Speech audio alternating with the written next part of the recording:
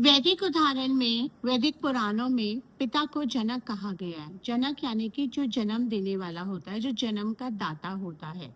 लेकिन इसको हमने 3 भाग में समझा है, यानी कि 3 भूमिकाओं में देखा जाता है इसको। पहला, धर्म का संरक्षक।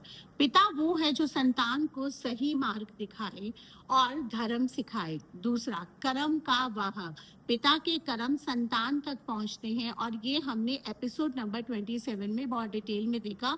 अगर आपने नहीं देखा तो आप जाके देख सकते हैं। तीसरा, आत्मिक अनुबंध की साझेदारी। पिता का जो रिश्ता होता है, उस संतान ने उस पिता को चूज किया है अपनी आत्मा का पर्पस सॉल्व करने के लिए। जैसे कि वो माता को चूज करता है, ऐसे ही वो पिता को भी चूज करता है। उनके भी कुछ कार्मिक ऋण अनुबंध होते हैं, कुछ संतान के भी कार्मिक ऋण अनुबंध होते हैं। इसलिए फैमिली जब चूज होती है तो बहुत सारे फैक्टर्स आत्मा कंसिडर करती है उस फैमिली में आने से पहले। तो पहले माता का चयन होता है, उसके बाद पिता का चयन होता है। गरुड़ पुराण में लिखा गया है कि पिता और पुत्र का मिलन पूर्व जन्म के ऋण का परिणाम है। ये ऐसे ही नहीं होता, यानी कि आपके जो पिता हैं वो आपकी आत्मा की चॉइस है। तो अगर उनसे आपको बहुत प्यार है तो आपकी आत्मा ने उन्हें चूज करा है। अगर उनसे आपको शिकायतें हैं तो वो भी आपकी आत्मा ने किसी कार्मिक रीजन की वजह से चूज करा है।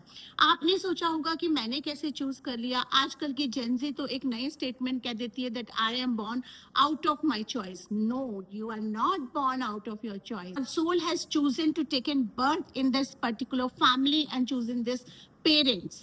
तो वेदास कहते हैं कि आपकी आत्मा ने एक स्पेसिफिक पिता को ही एक स्पेसिफिक लेसन के लिए चूज किया है। अब हम इसका सबसे बड़ा कार्मिक एग्जाम्पल लेते हैं महाभारत, धृतराष्ट्र और दुर्योधन का ऋण अनुबंध। धृतराष्ट्र जन्म से अंधे थे, यानी कि वो देख नहीं सकते थे। दुर्योधन उनके 100 पुत्रों में सबसे बड़ा पुत्र था। धृतराष्ट्र दुर्योधन से अत्यधिक प्रेम करते थे, इतना प्रेम करते थे कि वो उनकी हर गलती को, हर पाप को, हर अधर्म को अनदेखा कर देते थे। जुए में पांडवों का राज्य छीनना, द्रौपदी का चीर हरण करना, पांडवों को वनवास देना, बड़े से बड़े अपराध दुर्योधन ने करे और वो करता गया। और धृतराष्ट्र उनके पिता होने के नाते भी उनको कभी रोक नहीं पाया और उनके प्रेम में अंधे होके चुप रहे। धृतराष्ट्र जानते थे कि ये सब अधर्म है, ऐसा नहीं है कि वो नहीं जानते थे, उनको पता था कि वो अधर्म के रास्ते पे चल रहा है, लेकिन पुत्र मोह उनको रोक ही नहीं पाया। वहीं से तो आया ना कि पुत्र मोह में अंधे होके लोग ऐसी चीज कर जाते हैं कि अपने बच्चों को सही दिशा दिखाना भूल जाते हैं, जो कि उनका परम धर्म होता है। कार्मिक दृष्टि से ये सब क्या था उसको हम अच्छे से समझते हैं। पहली परत, धृतराष्ट्र का अंधापन, यानी कि केवल आंखों का नहीं था, मन का भी था, दिमाग का भी था, और एक कार्मिक अंधापन था जो उनको सत्य देखने से रोकता था। दूसरी परत, दुर्योधन ने पूर्व जन्म में संभवतः धृतराष्ट्र की बहुत सेवा करी होगी और ये ऋण इस जन्म में एक अंधे प्रेम के रूप में धृतराष्ट्र लौटा रहे थे। तीसरी परत, दुर्योधन का कर्म, उसका खुद का कर्म, उसके स्वयं अर्जित किए हुए अच्छे कर्म उसके सहायक बने, और जब तक कि वो पूरे नहीं हो गए तब तक उसका अंत नहीं हुआ। वो अधर्म पे अधर्म करता गया, फिर भी उसको अंत तभी मिला जब उसके वो पूर्व जन्म के सहायक कर्म खत्म हो गए और इस जन्म के पाप का घड़ा गिनना शुरू हुआ। ये सबसे बड़ी कार्मिक भूल थी। महाभारत के अंत में धृतराष्ट्र के सभी पुत्र मारे गए और वो रोए, और फिर उन्होंने कहा कि जो हुआ वो कर्म का परिणाम था, मुझे पहले ही देख लेना चाहिए था। ये अनुभूति उनका सबसे बड़ा कार्मिक भुगतान था, कार्मिक पेमेंट थी। क्या आपके पिता भी कभी ऐसी सिचुएशन में थे जहां आपके लिए वो इनेबलर रहे हो, या आपके पिता ने कोई गलती ऐसी करी हो कि वो आपको नहीं रोके जब आप गलत कर रहे थे पुत्र मोह में आके, या आप खुद एक पिता हैं और आप कभी ये गलती कर देते हैं? तो कार्मिक दृष्टि से देखें तो ये निर्णय उनके पुराने ऋण का रिजल्ट है, और उस सिचुएशन में आपका रिस्पॉन्स भी एक कार्मिक पार्ट है। उसका मतलब ये नहीं कि आप गलती करते जाएं, अधर्म करते जाएं, गलत करते जाएं। उसका मतलब ये कि आप उस कार्मिक लेसन को, अगर आप इस वीडियो तक पहुंचे, उस कार्मिक लेसन को लर्न करिए, उसको हील करिए और एक अच्छी राह की तरफ बढ़िए। अब हम 4 टाइप्स ऑफ कार्मिक बॉन्ड समझते हैं। देखिए, मैं यहाँ पे उन पिताओं की बात नहीं कर रही हूँ जिन्होंने अपने बच्चों के लिए बहुत कुछ करा है, पिता धर्म न अपनाया, सब। मैं कुछ थोड़ी से ट्रबल रिलेशनशिप्स की बात करती हूँ जो कि कार्मिक होते हैं, जो आपको लगते हैं ट्रबल्ड है, लेकिन मैं उस पर एक नई दृष्टि डालूंगी। 4 तरीके के फादर चाइल्ड के बॉन्ड्स होते हैं जो कि कार्मिक कैटेगरी में आते हैं। पहला होता है अनुपस्थित पिता, यानी कि शारीरिक रूप से वो आपके पास है लेकिन भावनात्मक रूप से वो कभी भी आपके लिए अवेलेबल नहीं है। जब आपको उनको इमोशनल सपोर्ट की जरूरत पड़ी तो वो आपके लिए अवेलेबल नहीं रहे। कई सारे ट्रबल मैरिज होते हैं, डिवोर्सेस हो जाते हैं, जहाँ पे फादर किसी गर्ल चाइल्ड को नहीं चाहते या इवन बॉय चाइल्ड को भी वो उतना सपोर्ट नहीं कर पाते हैं, वो बिल्कुल भी नहीं थे। ये परिस्थिति कार्मिक अर्थ था, मतलब कि आत्मा ने इस जन्म में उनके साथ आत्मनिर्भरता सीखने आई थी और अपना मार्ग आत्मा ने खुद बनाया। वो आत्मा पिछले जन्म से या तो आपने कुछ करा होगा तो वो पिता के रूप में आए आपसे वो कर्म का लेना देना पूरा करने, या फिर आपकी आत्मा ने वो पिता चूज करा ताकि आप आत्मनिर्भरता सीख सके। और आत्मनिर्भरता आप कैसे सीखेंगे? आपकी आत्मा का अगर सोल पर्पस आत्मनिर्भरता सीखना है तो वो वैसी सिचुएशंस बनाएंगे जहां पे आप बिल्कुल भी आपको सपोर्ट नहीं मिल रहा है।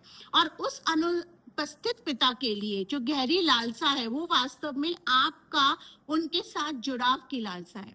दूसरा टाइप ऑफ कार्मिक बॉन्ड विद द फादर, कठोर पिता।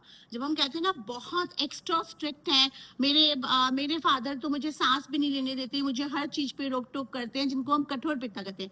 वो पिता जिन्होंने स्वीकृति कभी नहीं मिली, जिनकी आपको परमिशन कभी नहीं मिली, जो हमेशा आपसे अपेक्षाएं रखते थे, आपको हमेशा अपोज करते थे, जिनकी मांगे पूरी करना आपको असंभव लगता था। और इस परिस्थिति का कार्मिक अर्थ था कि आपकी आत्मा ये सीख रही थी कि मेरा मूल्य किसी की स्वीकृति पे निर्भर नहीं है। और देखेंगे जो इस तरह के लोग होते हैं ना, उनकी लाइफ में खाली पिता नहीं और भी कुछ लोग ऐसे आते हैं जो उनके लिए लाइफ को टफ करते हैं और उनको एक टाइम के बाद ये रियलाइज होता है कि मेरी जो अपनी सेल्फ वर्थ है वो किसी की स्वीकृति की मोहताज नहीं है, और वो इस चीज को सीखती है। वो पिता आपके बनकर ही इसलिए आए ताकि आपको वो लेसन दे सके, आपको वो उतना स्ट्रांग बना सके। ये पार्ट जब आप सीख लेते हैं तो आपके जो कठोर पिता है वो बदल जाते हैं, आपका उनके साथ रिश्ता अच्छा हो जाता है, उनकी अनुपस्थिति पीड़ादायक नहीं रहती और आप उनके साथ बेटरमेंट फील करते हैं। जिन भी लोगों ने अपने ये लेसन सीखे हैं, चाहे थेरेपिस्ट के थ्रू, चाहे बिना थेरेपिस्ट के थ्रू, चाहे एक्सपीरियंस से, उन्होंने देखा होगा कि उनका पिता के साथ रिश्ता अच्छा होता गया बाद में जाकर।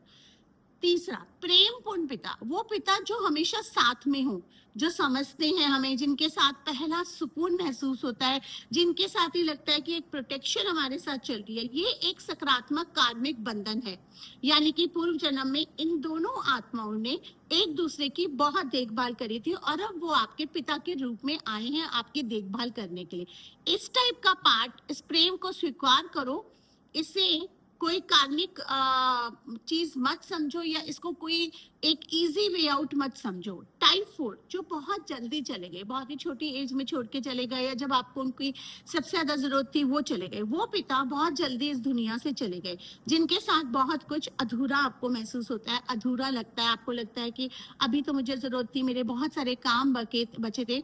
इस परिस्थिति का कार्मिक अर्थ है कि उनका ऋण पूरा हो गया। जो भी ऋण आपका उनके साथ था या उनका आपके साथ था, उन्होंने वो पूरा करा, वो चले गए।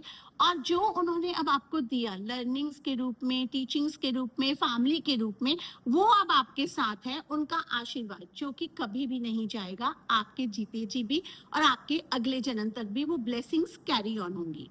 चलिए, आज के लेसन का सबसे इंपॉर्टेंट पार्ट, पिता को पत्र लिखना।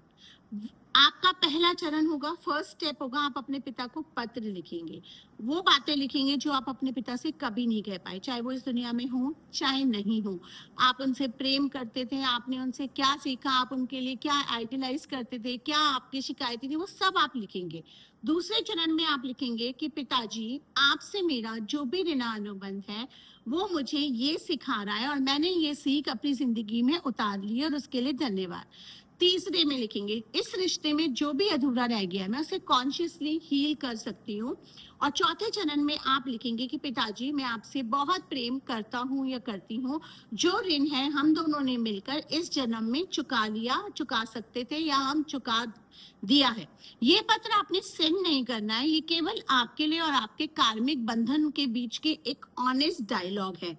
हम पिता से बहुत सारी अपेक्षाएं भी रखते हैं और उम्मीदें भी रखते हैं और अक्सर वो अपेक्षाएं पूरी नहीं होती है, एक्सपेक्टेशंस पूरी नहीं होती है। मगर वेदा कहते हैं कि वो जो पिता मिले वो आपके लिए परफेक्ट थे, उस स्पेसिफिक लेसन के लिए, स्पेसिफिक मूवमेंट के लिए, वो स्पेसिफिक जिंदगी के लिए, और आपकी आत्मा को वो सीखना था। आपकी आत्मा ने एक परफेक्ट पिता, कोई भी पिता, आपको जो भी पिता मिले हैं कोई भी इम्परफेक्ट नहीं थे, आपको परफेक्ट माता और पिता ही मिले हैं आपकी आत्मा के लिए। तो कमेंट में बताइए, पिता के साथ रहकर वो एक बात जो आप कभी नहीं कह पाए, आप उनसे कहना चाहते थे, या वो चले गए या वो आपसे दूर हैं, वो आप एक लाइन में यहाँ लिखिए। और पूरी सीरीज की प्लेलिस्ट डिस्क्रिप्शन में दे रखी है। अगर आप मेरे साथ आकाशिक रीडिंग्स कराना चाहते हैं, आकाशिक मीडियमशिप कराना चाहते हैं, आकाशिक सोल जर्नी कोर्स करना चाहते हैं, तो आप मेरे साथ बुक कर सकते हैं। राधे राधे, आपका दिन और जीवन शुभ हो। हम मिलते हैं नेक्स्ट वीडियो में।